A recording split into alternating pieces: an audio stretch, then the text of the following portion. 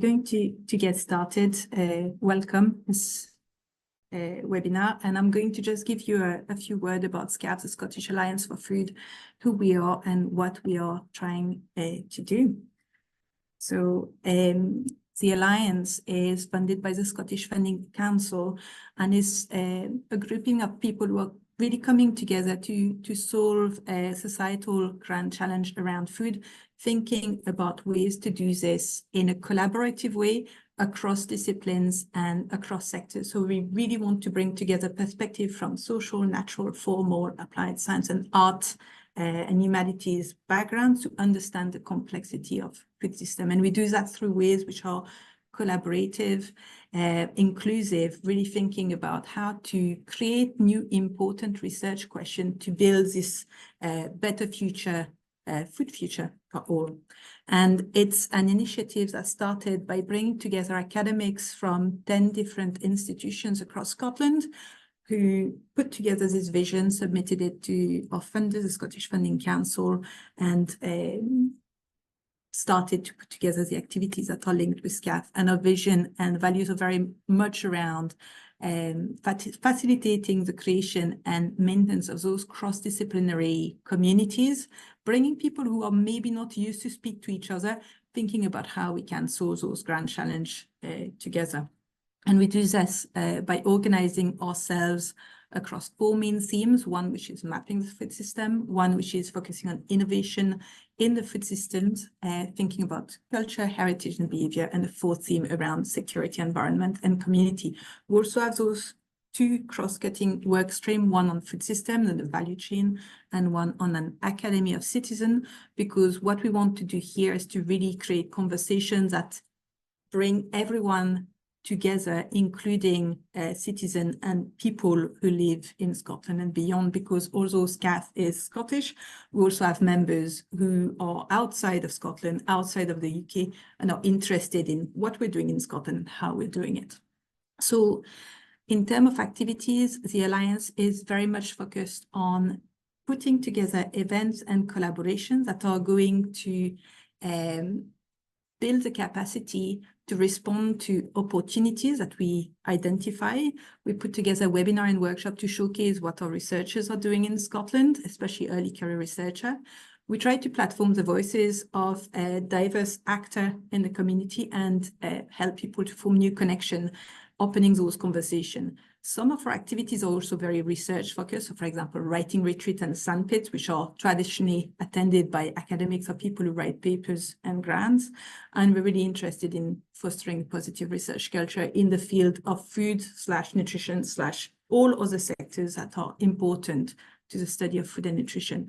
And finally, we've got small funds to support the evidencing of new relationship, priming project and so on. So all this is outlined on a website. Throughout those slides, you will see a QR code. And if you're not yet a member of the Alliance, please scan the QR code, have a look at what's going on, and hopefully come to one of our future events.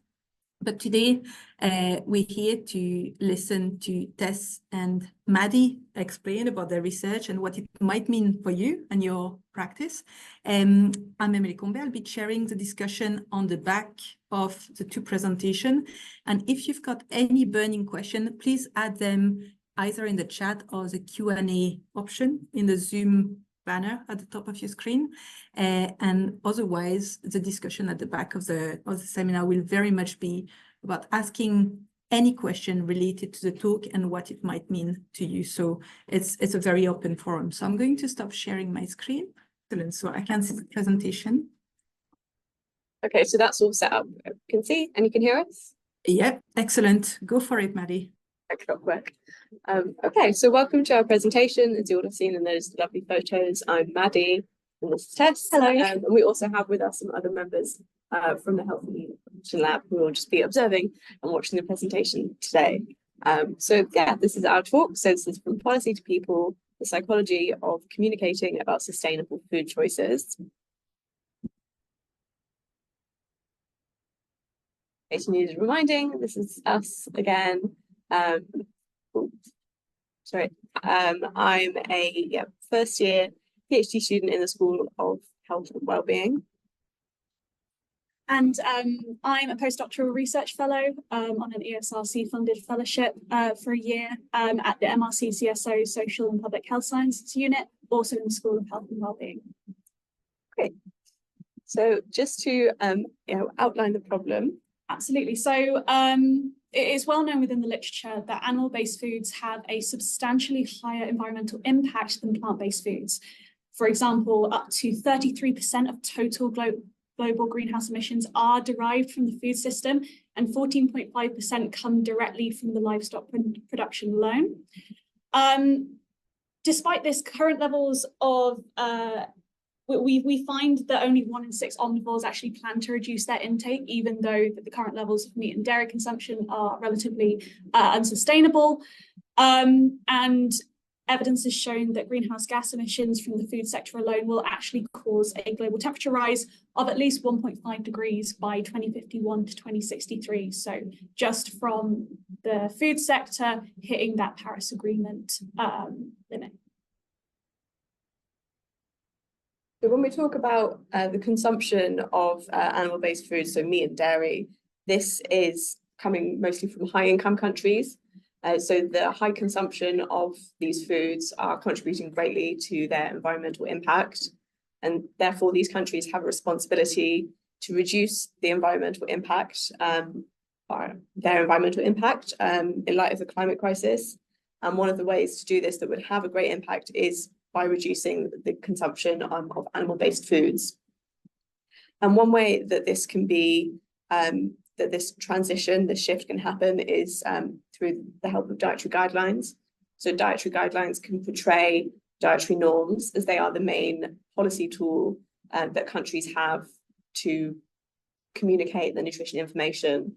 So they will be instrumental in shifting norms towards these more sustainable diets and away from animal-based foods.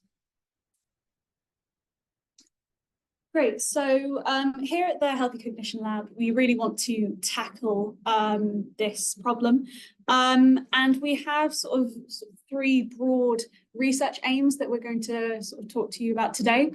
So the first one of these is how are meat and plant-based foods presented to and by the public? So we want to see from a top-down perspective how plant-based messaging is communicated from sort of governmental point of view and how that trickles all the way down through to industry and to also public communications as well. We also want to explore how do different dietary groups think about meat and plant-based foods and the role of social dietary identities on people's representations of plant-based foods, especially.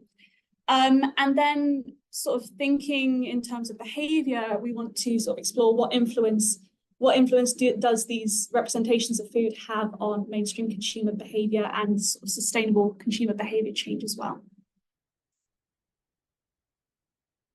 So I'm going to take over for a little bit and just talk about my work into dietary guidelines. So I've done 2 studies so far.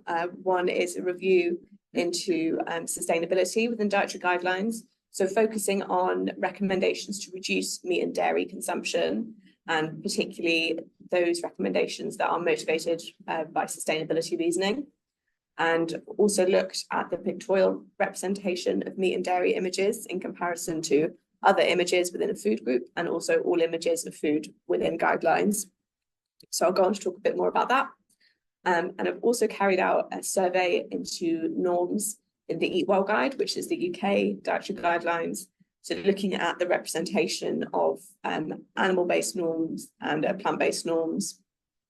And we looked a bit further into generally nutrition information behavior, so people's use of the Eat Well Guide, but also other information seeking, as well as other contextual attitudes and behaviors, which I will go on to talk about as and when.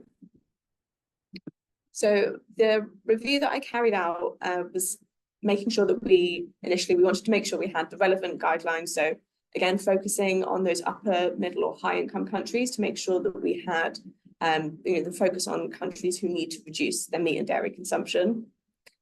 We looked only at consumer-facing guidance as opposed to full or background documents, just to really make sure we were looking at that information that people were seeing the most frequently and by the most amount of people as well. We then established keywords. So initially we had sustainability keywords. So that was climate, environment, planet, and sustain. And then we had, after that, we had keywords for meat and dairy consumption to tease out the recommendations to reduce meat and dairy, both for sustainability and not for sustainability. So those recommendations, and we also differentiated explicit recommendations from just information. And we, like as I said before, we focused on those recommendations that were motivated by sustainability and differentiated those from those that weren't motivated by sustainability.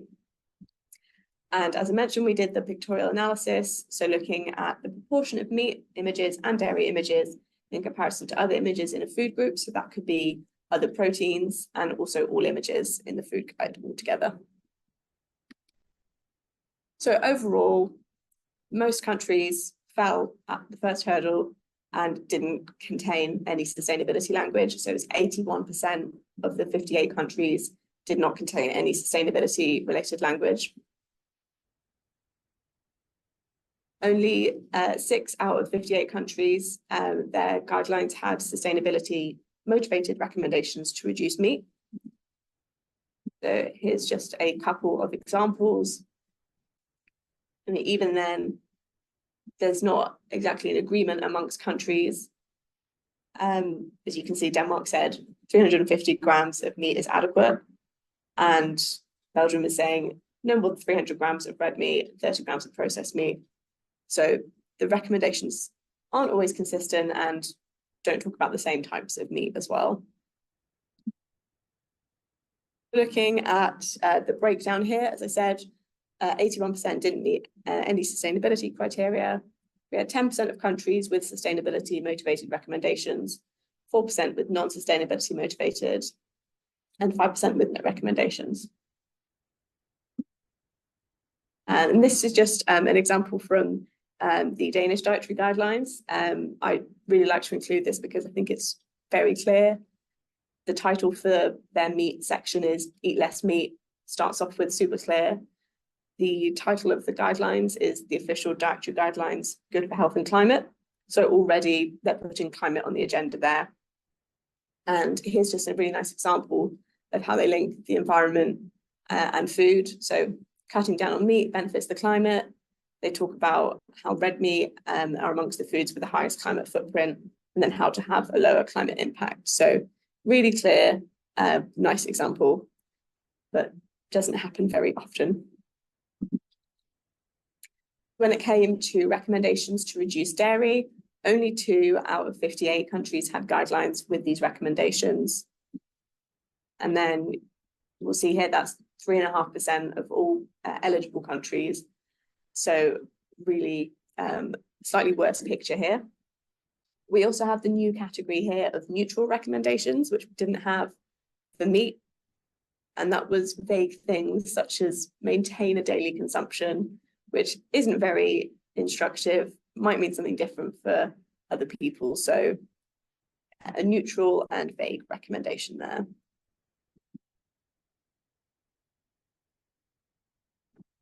So I mentioned before about differentiating between information and recommendations.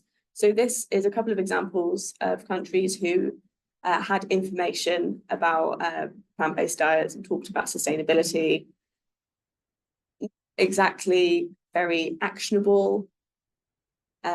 With Brazil, they said natural or minimally processed foods.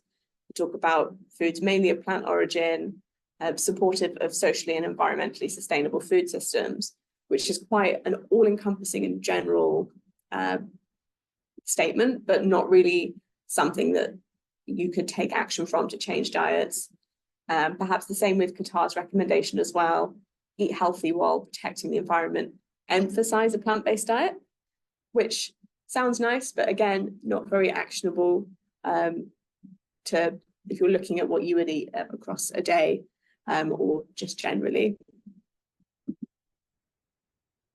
So going on to the pictorial analysis. So the on the left, we've got in solid orange, the proportion of meat images out of all images within a food group. And then in the striped oranges, it's the case for dairy. So as you can see, the proportion of dairy images within a food group were consistently higher than meat images. So just to give an example to explain how we did this, this is, again, with the Danish dietary guidelines, but you'll see in this protein section, there's 1 image of meat out of 5, and then that would give a proportion of 20%. So I've just compared here the image you just saw before, and then this is for all images on the right here within a food guide. So in most cases, dairy is still has a higher proportion there's still a high proportion of dairy images throughout a food guide than meat images. So I've just gone now to talk about my survey into norms in the Eat Well Guide. As I said before, the Eat Well Guide is the UK dietary guidelines. I am about to show a picture of it, so if you're not super familiar with it, don't worry about it. So it was a survey of 305 people in the UK population.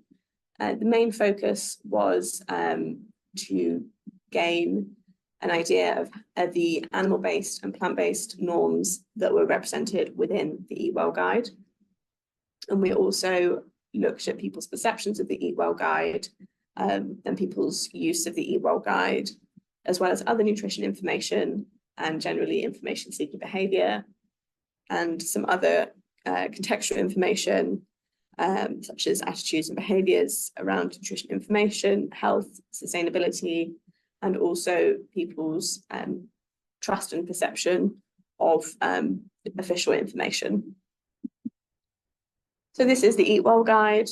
It might look familiar to you. You might know a different version of this. It used to be the Eat Well plate about 7 or so years ago, and it used to have a knife and fork next to it, so it looked more like a real plate. This is it. And the sections that are focusing more on is this section here, the pink section to do with proteins, and also the blue section here, dairy and alternatives. So this slide represents people's perception of animal-based and plant-based norms in the Eat Well Guide. So the green bars represent plant-based positive norms, or negative norms towards animal-based foods. And the red bars represent positive animal-based or negative plant-based norms. So on the whole, we can see that people interpreted positive plant-based norms from the Eat Well Guide. They thought that the Eat Well Guide said to consume lots of plant-based foods, to increase our consumption of plant-based foods, and to reduce our consumption of meat. So overall, initially it looks pretty positive. However, when we drill down into the interpretation by different dietary status, the picture looks a little bit different. So we're looking specifically at this norm, eat meat as part of a healthy diet, which had a moderate rating. So it was rated around 50 out of 100 in terms of its reflection in the Eat Well Guide. The purple bar on the right here represents meat eaters. The teal bar represents reducers. So that's anything from flexitarian, pescatarian to vegetarian. And the yellow bar represents vegans. So vegans really don't think that eating meat, that the statement of eating meat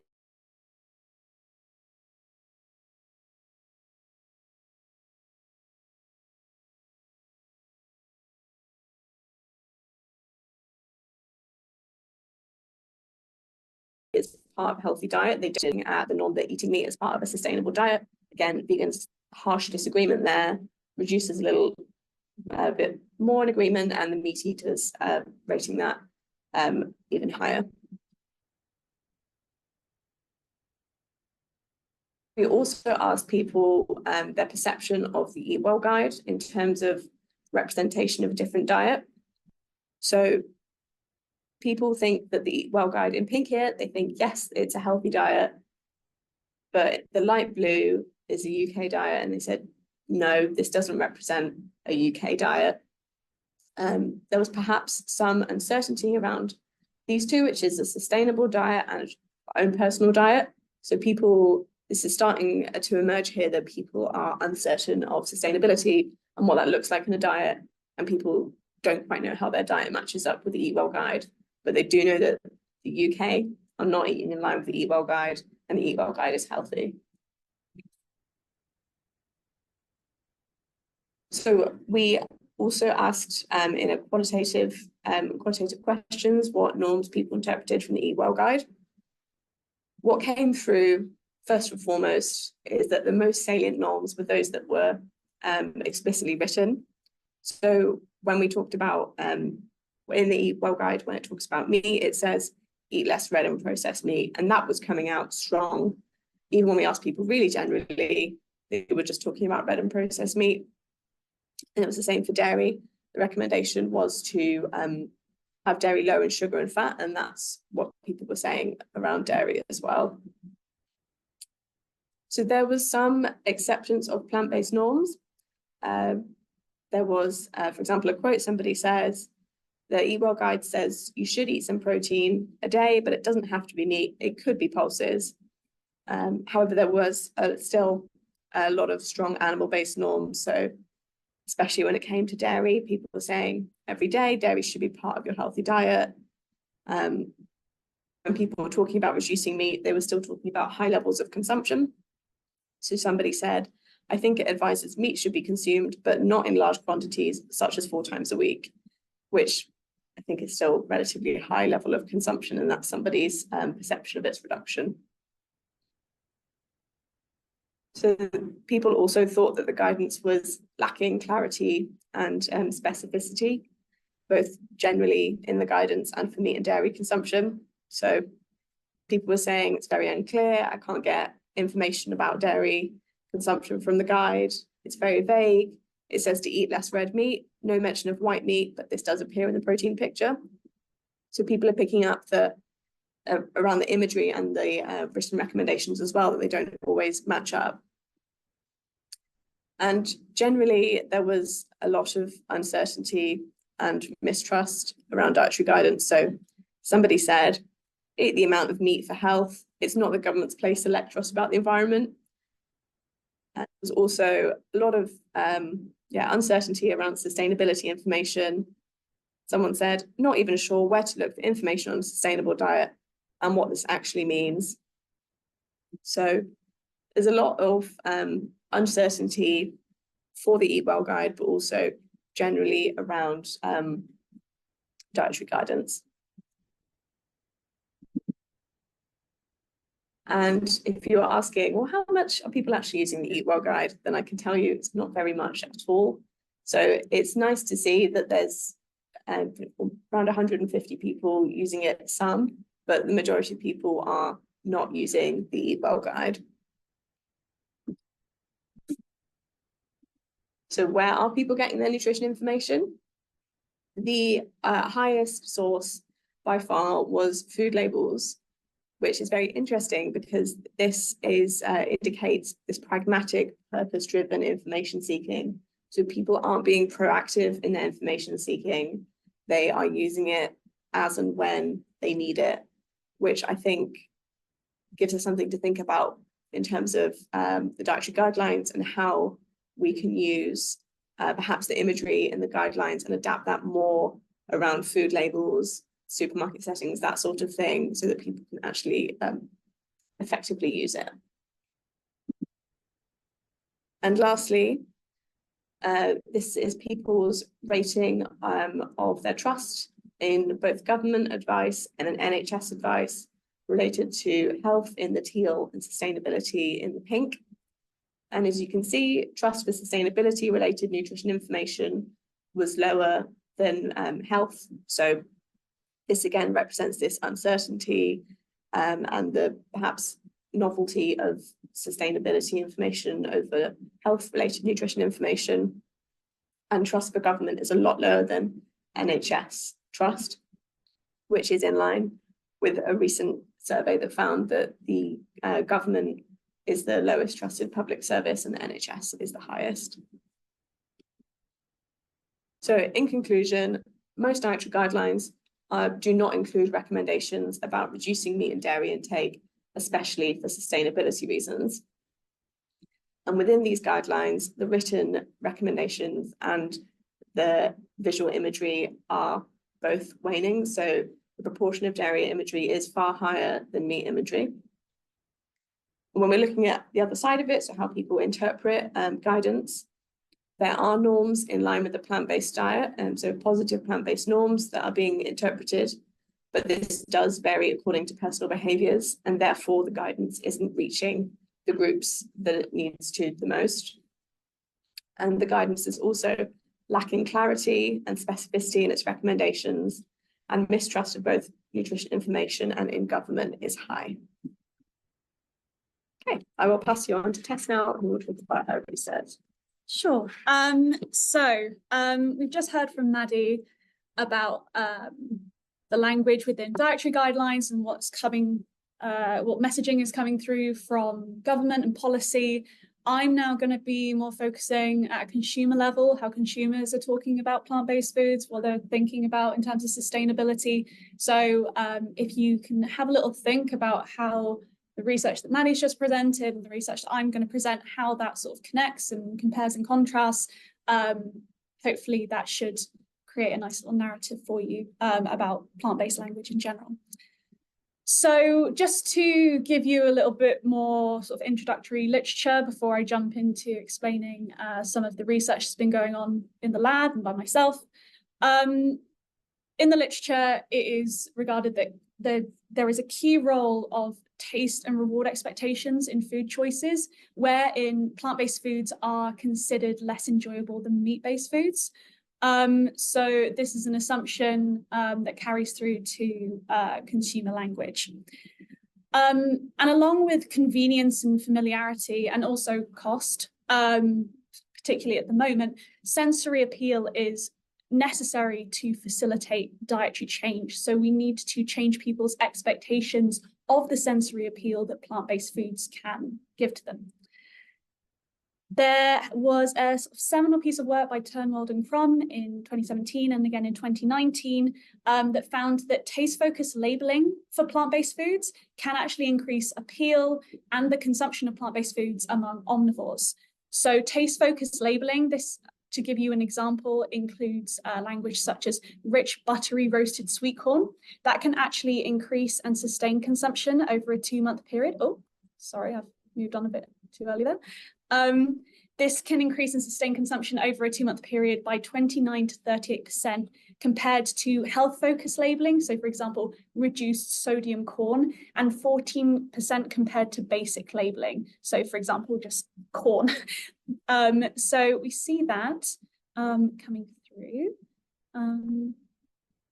Sorry. Yeah, perfect. So when people talk about foods, they tend to talk about them using 2 broad categories. So a feature listing manual was developed within the Healthy Cognition Lab, but I'm just going to talk to you about the sort of 2 main categories today, so for simplicity. So the first sort of category that we think about in terms of food language is consumption reward language. And this relates to the sensory, contextual, and hedonic features of consumption. So these are words like salty, oily, hot, tasty, but they can also relate to the context of consumption situation. So Glasgow, evenings, with friends, sort of anything related to the consumption situation itself.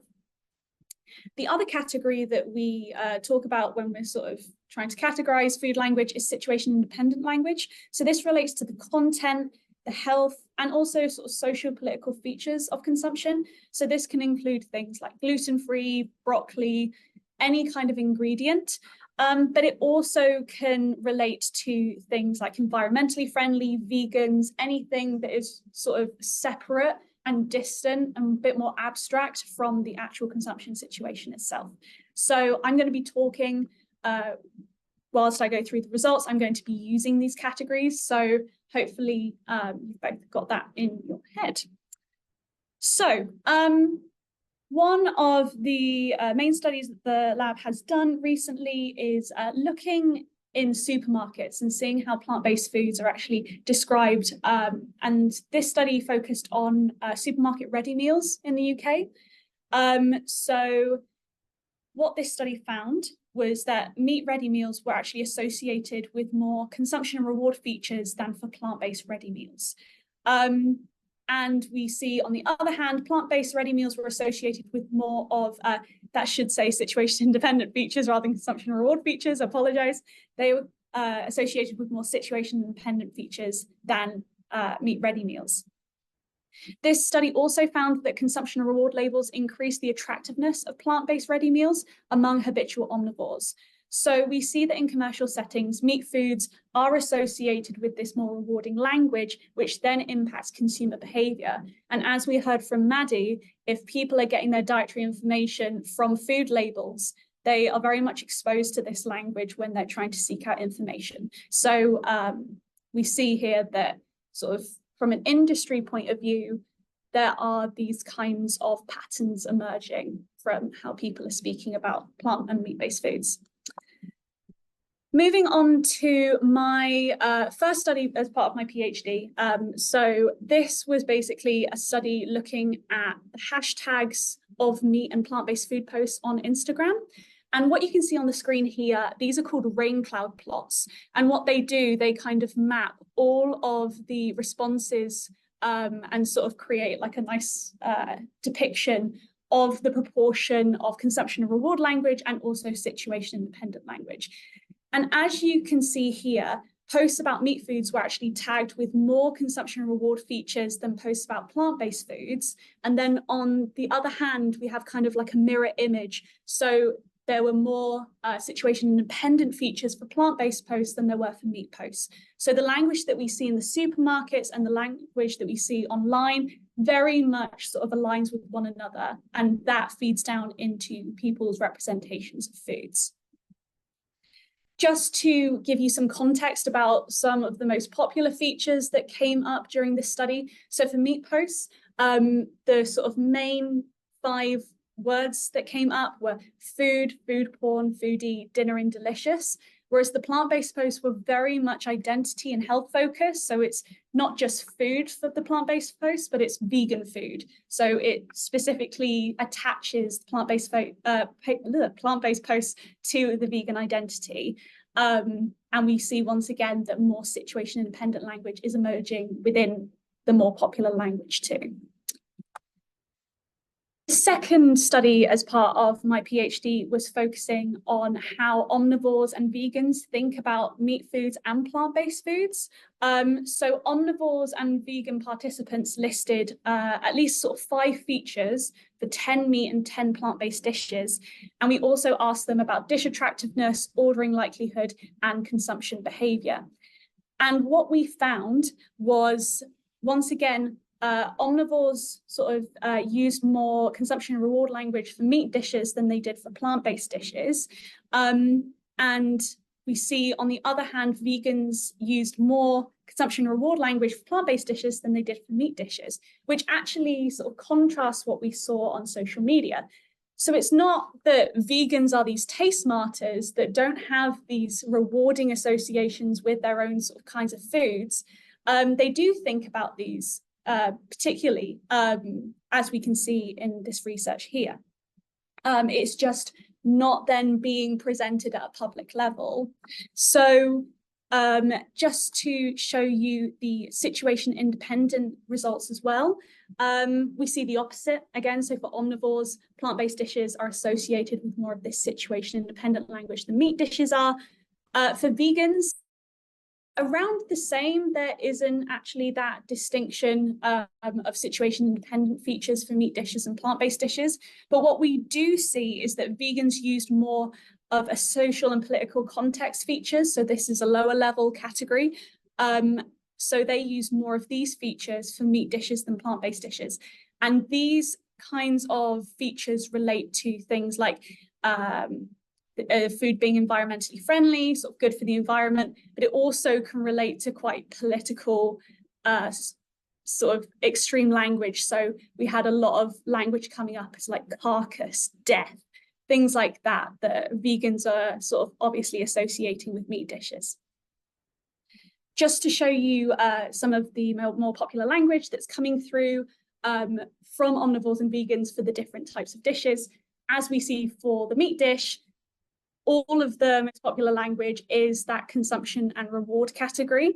So you've got words like tasty, spicy, filling. For vegans, we see words coming through such as meat, spicy, unhealthy, but we've also got negative framed words like disgusting and fatty as well that's being used frequently.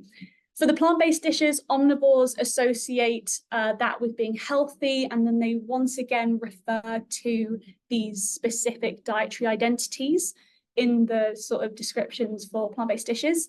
And then vegans do have some consumption and reward words coming through like tasty, spicy, delicious, but they're also using the words healthy and vegan just to label the plant-based dish as being something that is inherently related to how they identify. The last study of my PhD focused on this hypothetical study. So what we wanted to look at was whether omnivores and vegans created meat and plant-based food posts for omnivore and vegan audiences.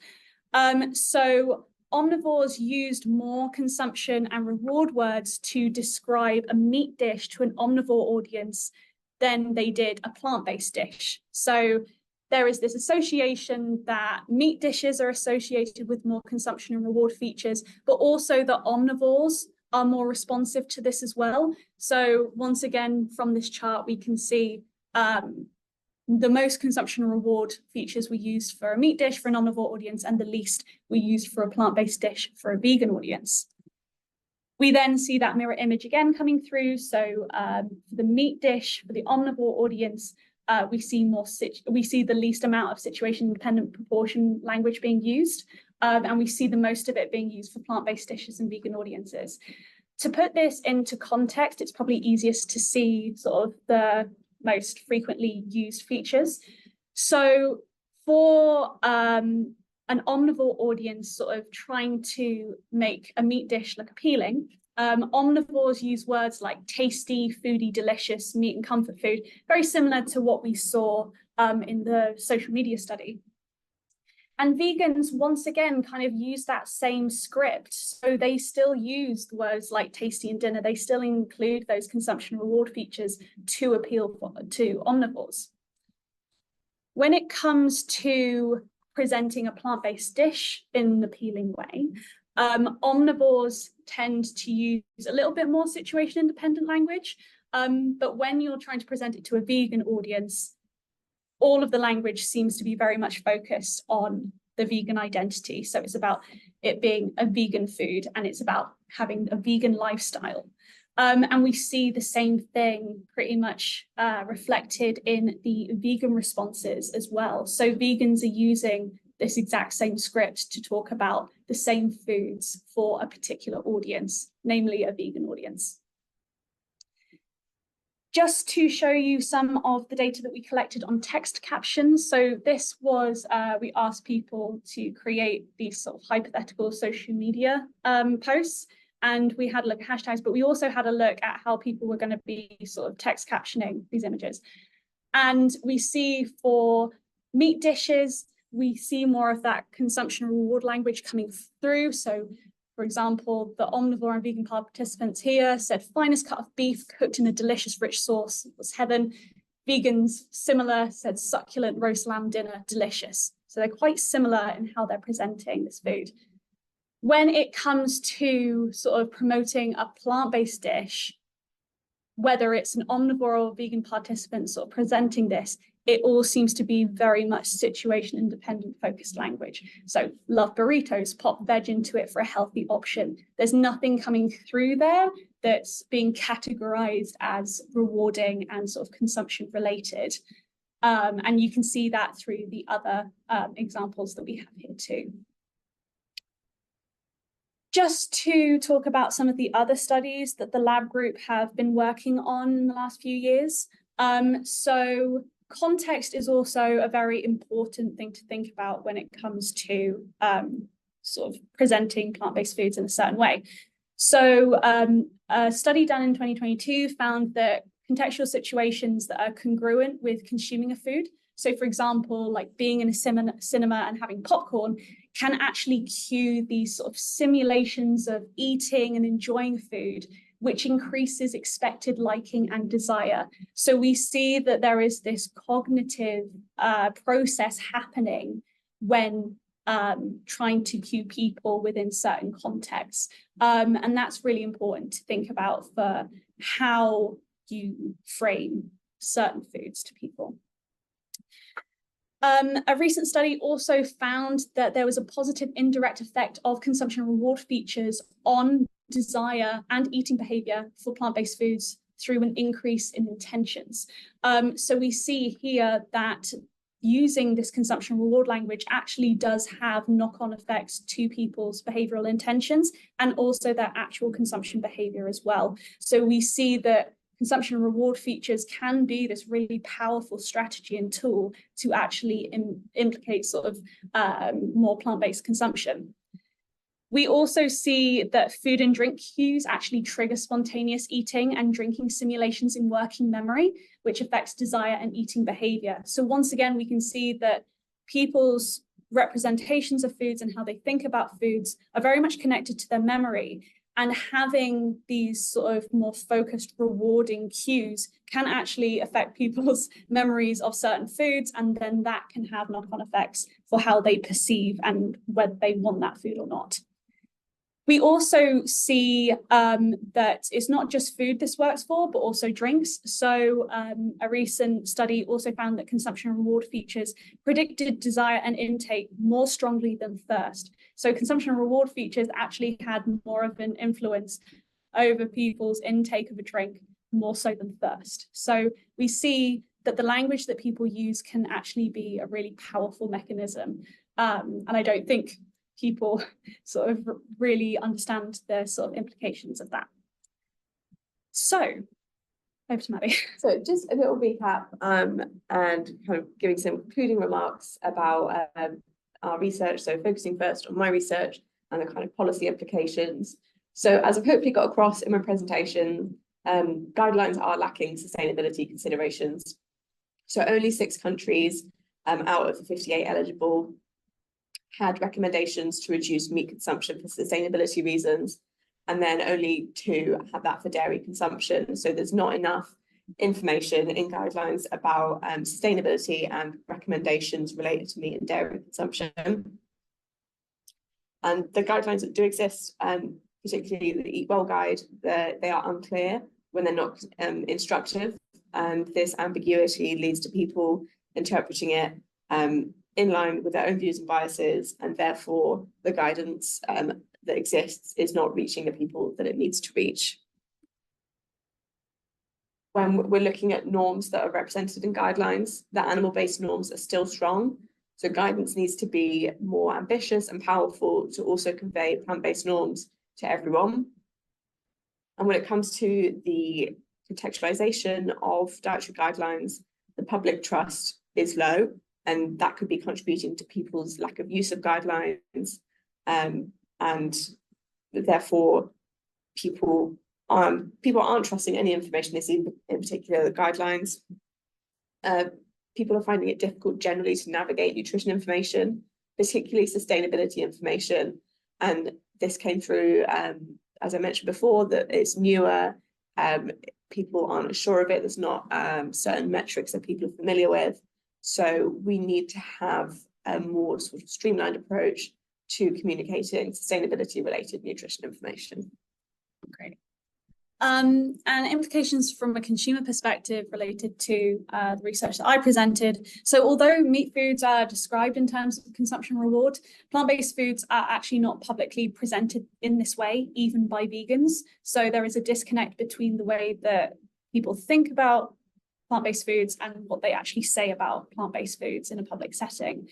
So presenting plant-based foods in terms of situation-independent features can actually hinder these consumer transitions towards sustainable diets and can actually strengthen dietary group polarization because of the associations with plant-based foods with this vegan identity. implications from an industry perspective. So consumption and reward descriptions should be used for plant-based foods when advertising or describing plant-based foods to increase the appeal of sustainable food choices to both omnivores and vegans alike, to demonstrate what these groups have in common, a shared desire to enjoy food at the cognitive level. And this can actually help shift consumer representations of plant-based foods and encourage sustainable behavior change. So we need to change the discourse around how people talk about these plant-based foods. And in general, we recommend that sort of recognizing the relationship between sustainability and food is essential in the face of the climate crisis for a more fair, equitable, and sustainable future. So if we can change the script on how people are thinking and talking about sustainable foods, we can help in part create a more green future. So if anyone would like any further information, we've just got our Twitter, LinkedIn, and the lab website details here. There's also a QR code if you would like to scan that now. We also have a couple of QR codes on this slide related to the dietary guidelines paper that Maddie put together.